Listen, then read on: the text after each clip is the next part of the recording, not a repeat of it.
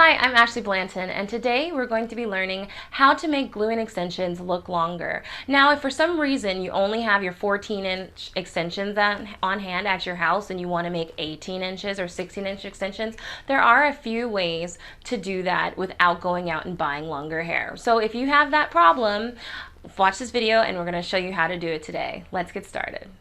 So if you find yourself with extensions that are a little too short and you want to make them a little bit longer, there's a simple trick that you can do.